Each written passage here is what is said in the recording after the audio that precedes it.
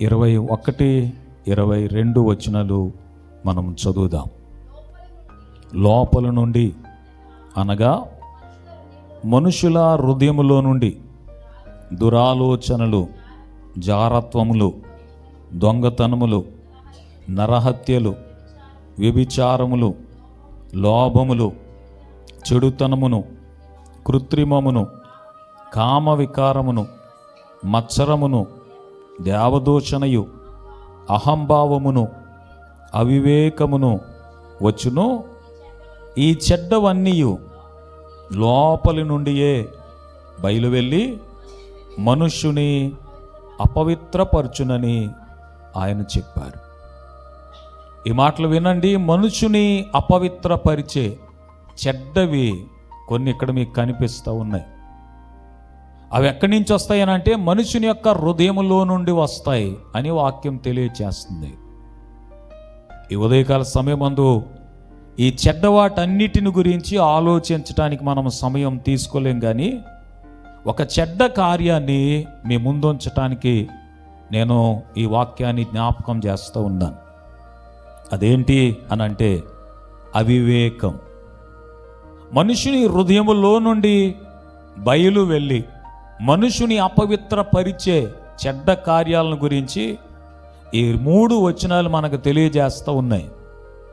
సాధారణంగా మనుషుల్ని అపవిత్రపరిచే వాటిల్లో అవివేకం అనే దాని గురించి మనిషి అసలు ఆలోచించలేడు.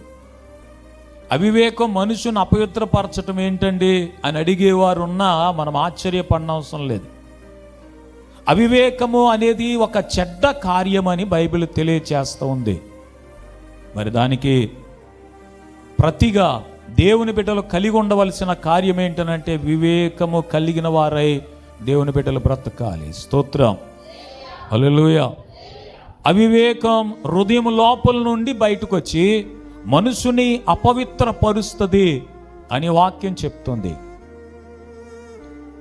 అది చాలా చెడ్డది అని వాక్యం తెలియచేస్తుంది.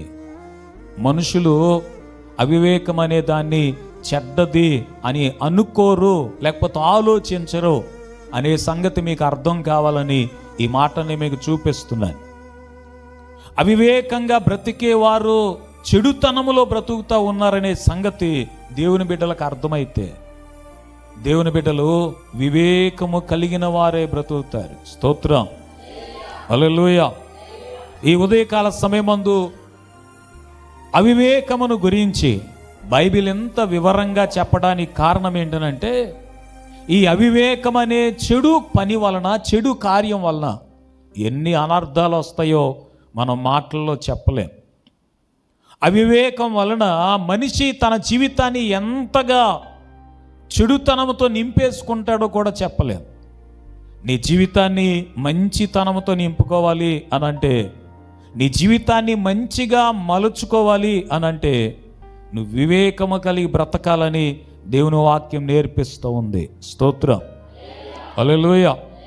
అన్ని విషయాలలో కూడా వివేకము కలిగి ప్రవర్తించడానికి దావీదు తన కుమారుడైన సొలొమోనుకు చెబుతున్న మాటను మనము చదువుతాం. చూడండి, రాజులు మొదటి గ్రంథం 2వ అధ్యాయం 3వ వచనాన్ని మనం చదువుదాం. రాజులు మొదటి గ్రంథం 2వ అధ్యాయము 3వ వచనాన్ని మనం చదువుదాం. మైక్ తీసుకుని చదివితే కొంచెం స్పష్టంగా అందరికి వినబడుతుంది. నీ దేవుడైన యెహోవా అప్పగించిన దానిని కాపాడి ఆయన మార్గములను అనుసరించి నడిచిన ఎడల నీవు ఏ పని పూనుకున్నా ఎక్కడ తిరిగినా అన్నిటిలో వివేకముగా నడుచుకొందువు. మోషే ధర్మశాస్త్రములో వ్రాయబడి ఉన్న దేవుని కట్టడలను ఆయన నియమించిన ధర్మమంతటిని, ఆయన న్యాయ విధులను, శాసనములను గైకొను అని దావీదు తన కుమారుడైన సొలొమోనుతో ఈ మాట చెప్తున్నాడు. నువ్వు ఏ పని పూనుకున్నా, ఎక్కడ తిరిగినా వివేకముగా ప్రవర్తించాలి, వివేకముగా నడుచుకోవాలి అని అంటే దేవుని వాక్యమును గైకొనే వారిగా ఉండాలి. దావీదు సొలొమోనుతో చెప్తున్న మాట ఇది. ఈ దినాన దేవుని బిడ్డలైన వారు ఏ పని పూనుకున్నా, ఎక్కడ తిరిగినా వివేకము కలిగిన వారై ఉండాలి అనే సంగతి మీరు జ్ఞాపకం చేసుకోవాలి. ఈ దినాన వివేకము లేక, జ్ఞానముగా ప్రవర్తించక చాలామంది తమ జీవితాన్ని పాడు చేసుకుంటున్నారు. అవివేకముతో ప్రవర్తించి తమ జీవితాన్ని చెడుతనముతో నింపేసుకుంటున్నారు. చెడుతనమునకు దేవుని వద్ద చోటు లేదని దేవుని వాక్యం చెప్తోంది. స్తోత్రం, హల్లెలూయా. 5వ కీర్తనలో ఆ మాట మనం చదువుతాం. ఒకసారి చూడండి, 5వ కీర్తన. డాంబికులు నీ సన్నిధిలో నిలవలేరు, చెడుతనమునకు నీ యొద్ద చోటు లేదు అని కీర్తనకారుడు మాట్లాడుతున్న మాట మనము చదువుతాం. డాంబికులు నీ సన్నిధిలో నిలవబడలేరు.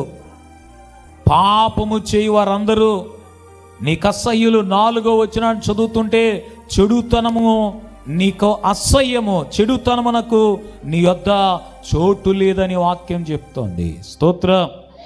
ఈ మాటను నేను ఎలా చెప్పాలనుకుంటున్నాను, దేవుని దగ్గర అవివేకమునకు చోట్లేదు, అవివేకముగా ప్రవర్తించే వారికి కూడా చోట్లేదు.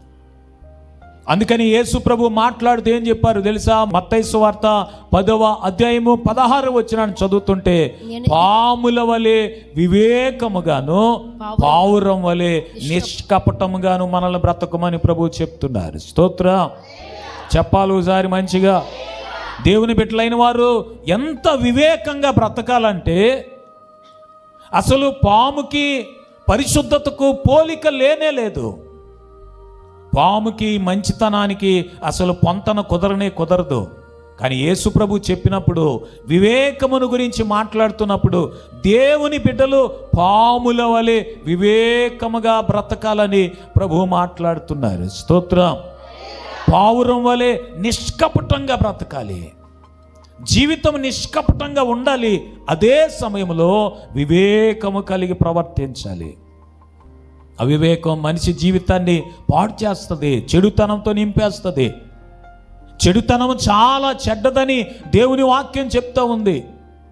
అందుకే ఎక్కడ తిరిగినా, ఏ పని పూనుకున్నా చెడుతనం నీకు అంటకుండా ఉండటానికి, మాలిన్యం అంటించుకోకుండా ఈ లోకంలో దేవుని వాక్యమును అనుసరించి బ్రతకటానికి నువ్వెలా ఉండాలంటే వివేకముగా ప్రవర్తించాలని దేవుని వాక్యం చెప్తోంది. స్తోత్రం, హల్లెలూయా.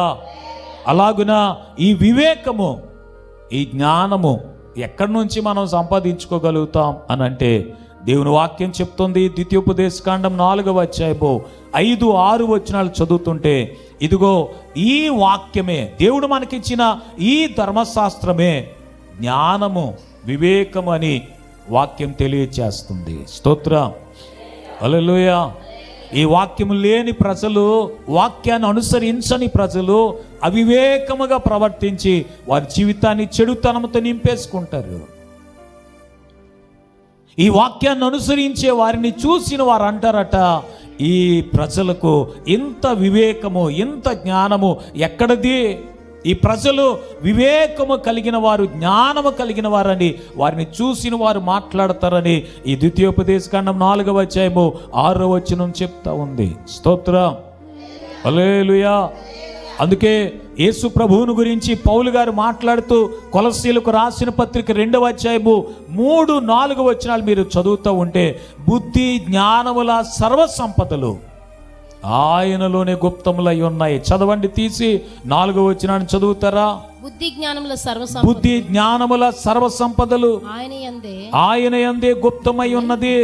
ఎవడైనా చక్కని మాటల చేత మిమ్మల్ని మోసపుచ్చకుండా మీరు జాగ్రత్తగా చూసుకోమని చెప్తుంది. స్తోత్రం, మంచిగా చెప్పాలి. ఇది నాన్న చక్కని మాటల చేత మనుషులు మోసపోయి తమ జీవితాన్ని చెరిపివేసుకోవడానికి కారణం ఏంటనంటే, ఈ బుద్ధి జ్ఞానముల సర్వసంపదలు కలిగిన ప్రభువును వారు తెలుసుకోలేక, ఈ వివేచన జ్ఞానాన్ని వారు పొందక, వారి జీవితంలో అవివేకముగా ప్రవర్తించి వారి జీవితాన్ని చెరిపేసుకుంటున్నారు, చెడుతనముతో నింపేసుకుంటున్నారు. మరలా జ్ఞాపకం చేసుకోండి, చెడుతనం అని అంటే మనము చదివిన వాక్యంలోని మార్కు సువార్త 7వ అధ్యాయము 21, 22 వచనాల్లో చదివిన ఆ పైన ఉన్న మాటలు మాత్రమే కాదు, అక్కడ రాయబడింది అవివేకము కూడా చెడుతనమేనంట. మీరు ఏదైనా తోటలో ఆదాము అవ్వల పరిస్థితి గమనిస్తే దేవుడు చెప్పాడు, ఈ తోట మధ్యలో ఉన్న చెట్టు ఫలం తప్ప మిగిలిన పండ్లన్నీ మీకు కావలసినంత మట్టుకు తినొచ్చు అని చెప్పాడు, నిరభ్యంతరంగా తినొచ్చు అని చెప్పాడు. మనిషి ఎంత అవివేకం కలిగిన వాడనంటే, అవ్వ ఎంత అవివేకంగా ప్రవర్తించారంటే, తోటలో ఉన్న మిగిలిన చెట్టు ఫలాలన్నీ వదిలిపెట్టేసి చక్కని మాటల చేత సర్పము యుక్తిగలదై అవ్వను మోసపుచ్చిందని వాక్యంలో చదువుతారు. ఎవడు కూడా మిమ్మల్ని చక్కని మాటల చేత మోసపుచ్చకుండా చూసుకోమని వాక్యం చెప్తోంది. ఈ దినాన తమ జీవితాన్ని చెరిపివేసుకునేవారు ఎందుకు చెరిపివేసుకున్నారు అని అంటే అవివేకం వలన. ఎవరైనా చక్కని మాటలు చెప్పగానే ఆ మాటలు ఎంతవరకు మంచిది, ఎంతవరకు చెడ్డవి, ఎంతవరకు మన జీవితాన్ని బాగు చేస్తాయి, ఎంతవరకు మనకు మేలు చేస్తాయి, ఇంకా ముందు వెనక ఆలోచించకుండా, ఏది కూడా ముందు వెనక ఏమి చూసుకోకుండా వారు ఈ చక్కని మాటల చేత మోసపోయి తమ జీవితాన్ని చెరిపేసుకుంటున్నారు. అవ్వ అలాగే చేసింది. సర్పమందంట ఆ పండు తినగానే మీరేమైపోతారని అంటే దేవతల వలె మారిపోతారని చెప్పగానే ఆమె కొన్ని తీసుకొని తిని తన భర్తకు కూడా ఇచ్చింది. ఈ దినాన అవివేకం వలన తమ జీవితాన్ని చెరిపివేసుకున్న వారు తమ జీవితాన్ని చెరిపివేసుకోవటంతోనే ఆగకుండా మరి కొంతమందిని చెరిపేస్తున్నారు. అయితే దేవుని బిడ్డలు గమనించాలి, బుద్ధి జ్ఞానములు కలిగిన యేసుక్రీస్తును అనుసరించి ఆయన మాటల ప్రకారంగా జీవించి మీరు ఎక్కడికి వెళ్ళినా, ఏ పని పూనుకున్నా మీరు వివేకము కలిగి నడుచుకోవాలని ఈ మాటలు నేను మీకు చూపిస్తున్నాను. స్తోత్రం చెప్తారా? ఇంకా మంచిగా చెప్తారా? హల్లెలూయా.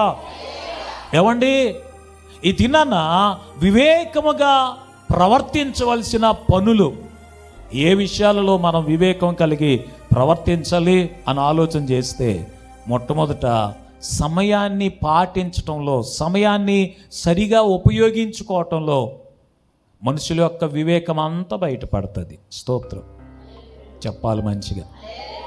వారు వివేకం కలిగిన వారా, అవివేకంగా ప్రవర్తిస్తున్నారా అనేది ఎక్కడ బయటపడిపోద్దనంటే సమయాన్ని సరిగా వినియోగించుకోవటంలో మనుషుల యొక్క వివేకం అంతా బయటపడుతుంది. మీరు చదివి చూడండి వాక్యం. ఎఫెసీయులకు రాసిన పత్రిక 5వ అధ్యాయము 15, 16 వచనాలు ఒకసారి చదువుదాం. ఎఫెసీయులకు రాసిన పత్రిక 5వ అధ్యాయం. దినములు చెడ్డవి గనుక మీరు సమయమును పోనీయక సద్వినియోగం చేసుకుంటూ ఈ మాటలు వినండి, అజ్ఞానుల వలె కాకుండా జ్ఞానుల వలె నడుచుకునేటట్టుగా జాగ్రత్తగా చూసుకోండి. ఇందు నిమిత్తము, ఈ మాటలు వినండి, ఇందు నిమిత్తమే మీరు పిలువబడ్డారు. అవివేకులు కాకుండా ప్రభు యొక్క చిత్తమేంటో గ్రహించుకోవాలని దేవుని వాక్యం చెప్తోంది. స్తోత్రం. చేతులెత్తి చెప్పాలి మంచిగా. హల్లెలూయా. అజ్ఞానుల వలె కాకుండా జ్ఞానుల వలె నడుచుకోవటం మీ జీవితంలో ఎందులో కనిపిస్తుందనంటే సమయాన్ని సరిగా వినియోగించుకోవటంలో కనిపిస్తుంది. సమయాన్ని వ్యర్థం చేసేది ఎవరని అంటే అవివేకం కలిగిన వారు. వారంతా చెడ్డవారు ఇంకెవరు కూడా లేరు. స్తోత్రం. మీరు గమనిస్తే సమయాన్ని వ్యర్థం చేసేవాళ్ళు మీరు ఎక్కువసార్లు గమనిస్తే వారి సమయం వారు వ్యర్థం చేసుకోవటమే కాకుండా మిగిలిన వారి సమయాన్ని కూడా వ్యర్థం చేస్తారు. వాళ్ళు ఎవరో మీకు టైం ఇచ్చారు, ఆ సమయానికి మీరు వెళ్ళలేదు అనుకోండి, మీ టైం మీరు పాడు చేసుకోవటమే కాకుండా మీకు టైం ఇచ్చిన వారి టయాన్ని కూడా మీరు పాడు చేసిన వాళ్ళు అవుతారు. వాళ్ళంత చెడ్డవాళ్ళు భూమి మీద ఇంకొకరు ఉండరు. స్తోత్రం. గమనించి చూడాలి. దేవుడు మీకు ఆయుష్ ఇచ్చాడు, ఈ భూమి మీద బ్రతకటానికి సమయం ఇచ్చాడు. ఆయన ఇచ్చిన ఆయుష్ కాలాన్ని, ఆయన ఇచ్చిన సమయాన్ని సరిగా వినియోగించుకోకుండా అది అజ్ఞానుల వలె దాన్ని వృధాగా గడిపేస్తే మీ సమయాన్ని మీరు వ్యర్థం చేయటమే కాకుండా దేవుని సమయాన్ని కూడా మీరు ఏం చేసిన వాళ్ళు అవుతున్నారనంటే పాడు చేసిన వారిగా, వ్యర్థం చేసిన వారిగా అవుతున్నారు. కనుక బైబిల్ చెప్తుంది అవివేకం అనేది బహు చెడ్డ కార్యం. దేవుని బిడ్డ అయిన నువ్విక ఈ చెడుతనముతో బ్రతకూడదనంటే నువ్వెక్కడికి వెళ్ళినా స్తోత్రం చెప్పాలి చేతులెత్తి, ఏ పని పూనుకున్నా వివేకముగా నడుచుకోవాలి. మరి ముఖ్యంగా దేవుని సన్నిధికి వచ్చేటప్పుడు, దేవుని సన్నిధిలో ఉన్నప్పుడు కూడా నువ్వు చాలా వివేకముగా నడుచుకోవాలి.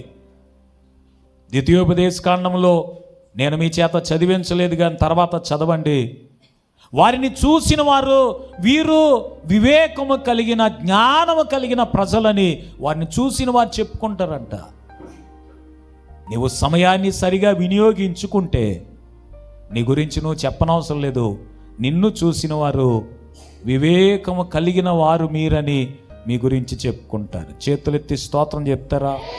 హల్లెలూయా. నీ వివేకము, నీ జ్ఞానము ఎక్కడ ఉపయోగించాలంటే సమయాన్ని వినియోగించడంలో ఉపయోగించాలి.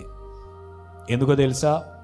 ఏదైనా పోతే మరలా సంపాదించుకోవచ్చు, సమయం పోతే నువ్వెప్పటికీ ఎంత వెల చెల్లించినా తిరిగి సంపాదించలేవు. ఈ భూమి మీద ఏదైనా సంపాదించుకోవచ్చు. ఒకవేళ ఆరోగ్యం పాడైపోయిందా, మెడిసిన్ వాడి కొన్ని జాగ్రత్తలు తీసుకొని ఆహారపు అలవాట్లు పద్ధతులు మార్చుకొని నీ ఆరోగ్యాన్ని మరలా కుదుటపరుచుకోవచ్చు. కానీ సమయం ఈరోజు గతించిపోతే తిరిగి నీ జీవితంలో ఈ రోజును మరలా తెచ్చుకోవటం అనేది అసలు నీ జీవితంలో జరగదు. గనుక నీ వివేకము, నీ జ్ఞానము సమయాన్ని వినియోగపరచటంలోనే బయలుపడుతుంది. అందుకే అంటాడు, అవివేకులు కాకుండా దేవుని చిత్తమేదో మీరు గ్రహించుకోండి. దేవుని చిత్తమేది? నీ జీవితంలో దేవుని చిత్తమేదనంటే దేవుడు నీకు ఇచ్చిన ప్రతి గడియ, ప్రతి సమయం, ప్రతి క్షణము నువ్వు వివేకముగా, జ్ఞానముగా సద్వినియోగం చేసుకోవటమే దేవుని చిత్తం. స్తోత్రం చెప్పాలోసారి మంచిగా ఆ మాటను మరలా చదువుదామా? ఎఫెసీయులకు రాసిన పత్రిక 5వ అధ్యాయము 15, 16 వచనాలు మరొకసారి చదివి చూద్దాం. దినములు చెడ్డవి గనుక మీరు సమయమును పోనీయక సద్వినియోగం చేసుకుంటూ అజ్ఞానుల వలె కాకుండా జ్ఞానుల వలె నడుచుకునేటట్టు జాగ్రత్తగా చూసుకోండి. ఇందు నిమిత్తం మీరు అవివేకులు కాక ప్రభు చిత్తమేదో గ్రహించుకోండి. ప్రభు చిత్తమేదో గ్రహించుకోండి. ప్రభువుకి ఏది ఇష్టమో గ్రహించుకోండి. ఇది నా మనుషులకి ప్రభువుకి ఏది ఇష్టమో అర్థం అవట్లే. ఆయనకి ఇష్టమేంటి? ఆయనకి ఏది ఇష్టమనంటే నీవు నీ సమయాన్ని సద్వినియోగం చేసుకోవటం, సమయాన్ని వినియోగించుకోవటం, ఉపయోగించుకోవటం ఆయనకి ఇష్టం. చాలామంది దేవుడు వారికి ఇచ్చిన సమయాన్ని ఉపయోగించుకోవట్లేదు. ఒకవేళ ఒక రోజంతా నీవు నీ జీవితంలో ఏ పని చేయకుండా, కనీసం ప్రార్థన చేయకుండా, వాక్యం చదవకుండా రోజంతా వ్యర్థంగా గడిపేస్తే దేవునికి అది ఇష్టం కాదు. స్తోత్రం. దేవునికి ఇచ్చిన సమయాన్ని నువ్వు సరిగా వినియోగించుకోవటమే దేవుని చిత్తం, దేవునికి ఇష్టం. అవివేకముగా నడుచుకునేవారు ఈ చెడ్డవారు. అవివేకం అనేది బహు చెడ్డ కార్యం. వాక్యం చెప్తుందన్నమాట. జ్ఞానంగా బ్రతకకుండా అవివేకంగా బ్రతికేవారు చెడ్డవారని వాక్యం చెప్తుంది. ఈ చెడ్డవన్నీ లోపల నుంచి, హృదయం లోపల నుంచి వచ్చి మనుషుల్ని అపవిత్రపరుస్తూ ఉన్నాయి. అవివేకం అనేది ఒక చెడ్డ కార్యమని, అవివేకం అనేది దేవునికి ఇష్టం లేని అపవిత్రమైన కార్యమని, అవివేకం అనే అపవిత్రమైన కార్యాన్ని మనం విడిచిపెట్టేయాలని చెప్పండి. అక్కడ రాయబడిన పాపములన్నిటితో పాటు మీరు తర్వాత చదవండి. మార్కు సువార్త 7వ అధ్యాయం 21, 22 వచనాలు కంఠస్థ పట్టండి. 23 కూడా చదవండి. 23లో రాయబడింది, ఈ చెడ్డవన్నీ మనుషుని లోపల నుండి వచ్చి మనుషుల్ని అపవిత్రపరుస్తూ ఉన్నాయి. అవివేకం అనేది ఒక చెడ్డ కార్యం. హల్లెలూయా.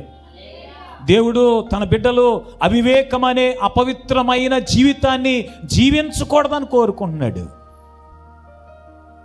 అవ్వా ఏదో చెయ్యరాని పెద్ద పాపం చేసి ఏదేని తోటలో దేవుడు తనకిచ్చిన ఆ ఘనతను మహిమను పోగొట్టుకోలేదు. అవ్వ చేసిందల్లా ఏంటనంటే, ఈ సర్పము చక్కని మాటల చేత అవ్వను మోసపుచ్చుతూ ఉంటే అవివేకముతో ఆలోచించాలి కదండి. కొంచెమన్నా తోటలో తినడానికి అనేకమైన చెట్లు ఉన్నాయి, వాటి ఫలాలు ఉన్నాయి.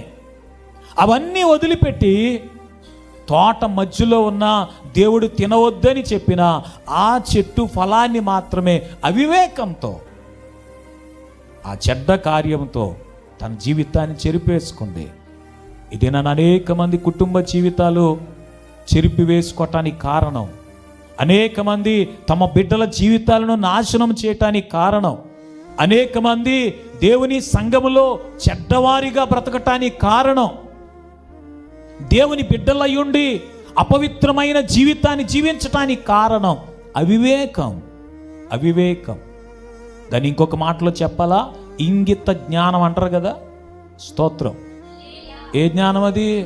ఇంగిత జ్ఞానం అని అంటే ఏ పుస్తకంలో నేర్చుకోని అవసరం లే, ఏ కళాశాలకు వెళ్ళనవసరం లే, ఏ యూనివర్సిటీలోనూ ఏమంటే థీసిస్ రాసి పిహెచ్డి చేయని అవసరం లేదు. సాధారణంగా మనిషికి ఉండాల్సిన జ్ఞానాన్ని ఇంగిత జ్ఞానం అంటారు.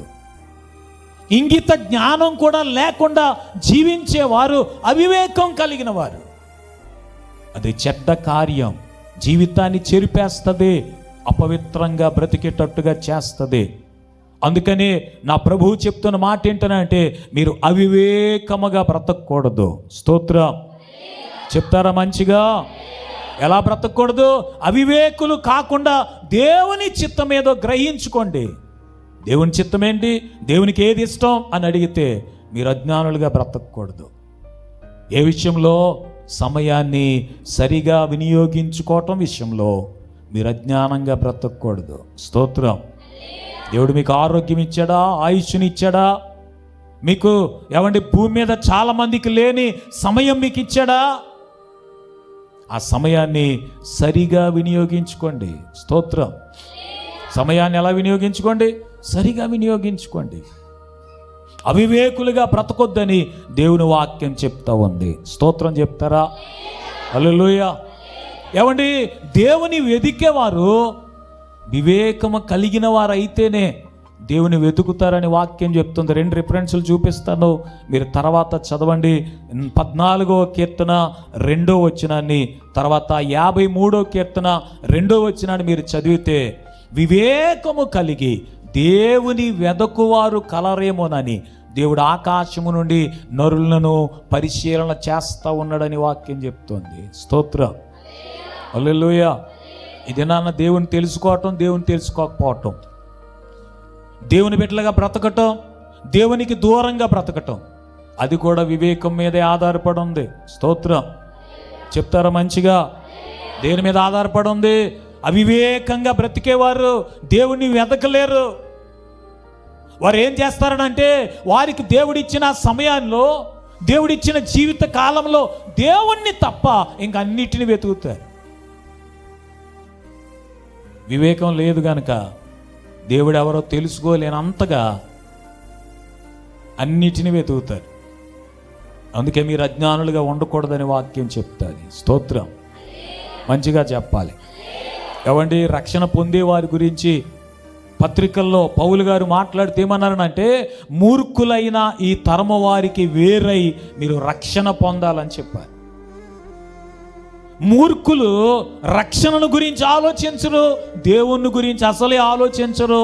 వారికి ఎంతగా అవివేకముతో, చెడ్డతనముతో, అపవిత్రమైన జీవితంతో నిండిపోతారనంటే, దేవుణ్ణి కూడా వెతకలేనంతగా వారు చెడుతనంతో బ్రతుకుతారు. వివేకము కలిగిన వారు మాత్రమే దేవుని తెలుసుకోగలుగుతారు. స్తోత్రం.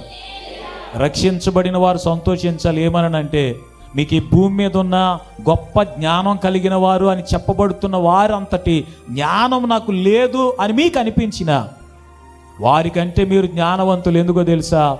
మీరు రక్షించబడ్డారు కనుక. స్తోత్రం చెప్పండి. పక్క వాళ్ళు సెకండ్ ఇచ్చి అడిగి చూడండి, నీకు రక్షణ వచ్చిందా, నువ్వు రక్షించబడ్డావా అని అడగండి ఒకసారి. రక్షించబడిన వాళ్ళైతే సంతోషంగా చెప్పండి, దేవుడు నాకు రక్షణ పొందగలిగినంత వివేకం అనుగ్రహించాడని చెప్పండి.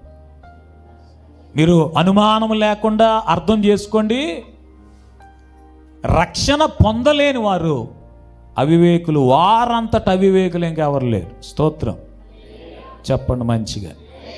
వారంతట అవివేకులు ఇంకెవరు లేరు. ఎందుకనంటే దేవుడు లేడని బుద్ధిహీనుడు తన హృదయంలో అనుకుంటాడంట. ఈ బుద్ధిహీనుడు, అవివేకంతో బ్రతికేవాడు, అజ్ఞానంతో బ్రతికేవాడు భూమి మీద ఏదైనా కనుగోగలుగుతాడు కానీ దేవుణ్ణి కనుగొలేడు. అందుకో సామెత ఉంది, చదువు రాకముందే మంచోడంట, కాకరకాయ అనేవాడు అంటాడు. స్తోత్రం. మా వాడు అసలు స్కూల్లో జాయిన్ చేయకుండానే, చదువేమీ లేకుండానే ఏ పేరు చెప్పమంటే ఆ పేరు చెప్పేస్తున్నాడు, ఎవరిని పిలవమంటే వారిని పిలిచేస్తున్నాడు. స్తోత్రం. ఎలా ప్రవర్తించకూడదు? దేవుడు లేడని బుద్ధిహీనుడు తన హృదయంలో అనుకుంటాడట. ఈ స్కూల్లో జాయిన్ చేయకముందే వాడికి ఏమొచ్చేసాయి? ఏబిసిడీలు వచ్చేసినాయి. స్తోత్రం. చదువు రాకముందు, చదువుకోకముందు కాకరగా అన్నాడంట. వారి అమ్మకు సంతోషం అయిపోయి అసలు స్కూల్లో జాయిన్ చేయకుండానే వీడు ఏబిసిడీలు చెప్పేస్తున్నాడు, కాకరగా అంటున్నాడు.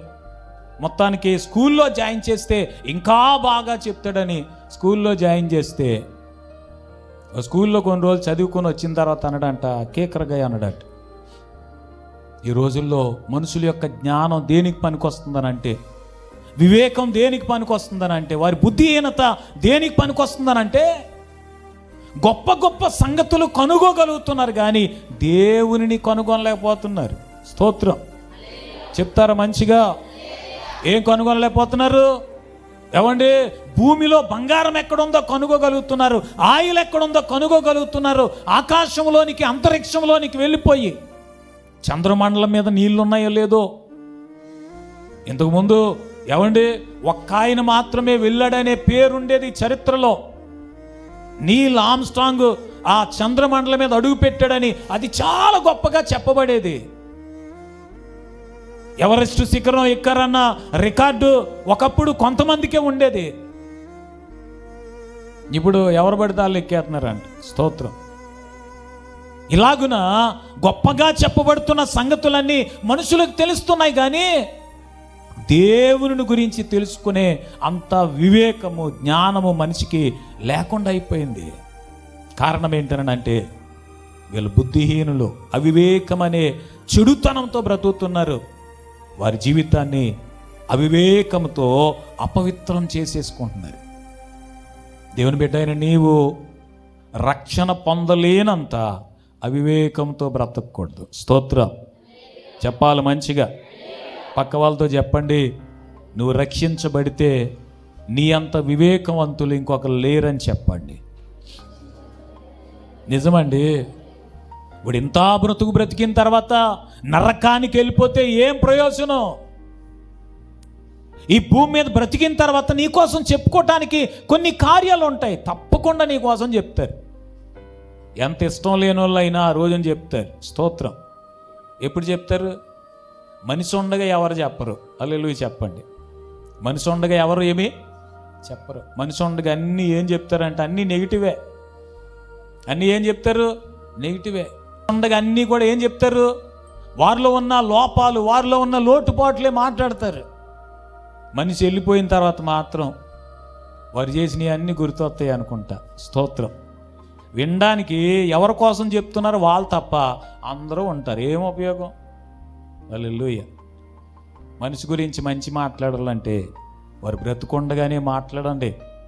వారు మిమ్మల్ని బట్టి కొంచెం సంతోషపడతారు. స్తోత్రం చెప్పట్లేదు ఎవరును? హల్లెలూయా.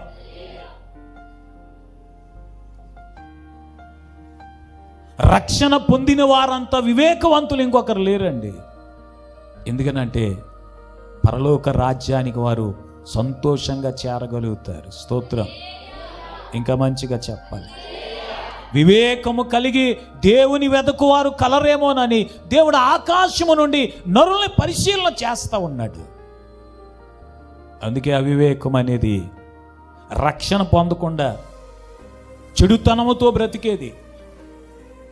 రక్షణ పొందని వాళ్ళని మీరు అడిగి చూస్తే చెప్తారు రక్షణ ఎందుకు పొందట్లేదని. అంటే వారిలో ఎవరికీ తెలియని చెడుతనం ఏదో ఉందని. స్తోత్రం. మంచిగా చెప్పాలి, ఎవరికి తెలియని చెడుతనం ఏదో ఉంది, వారి లోపల ఉంటుంది, అది పైకి చెప్పరు. అందుకే వాళ్ళు ఇంకేం చేస్తారనంటే అవివేకం అనే చెడుతనంతో తమ జీవితాన్ని అపవిత్రమైన జీవితంతో రక్షణ విషయంలో ఇంకా వెనకడుగు వేస్తారు. దేవుణ్ణి వెతకలేనంత అన్నీ తెలిసిన గ్రుడ్డివారిగా బ్రతుకుతారు. రక్షించబడిన వాళ్ళు ఆ గ్రుడ్డితనం నుంచి వారు విడుదల పొందారు, బాగైపోయారు. అందుని బట్టి మనం దేవుని స్తుతించాలి. హల్లెలూయా.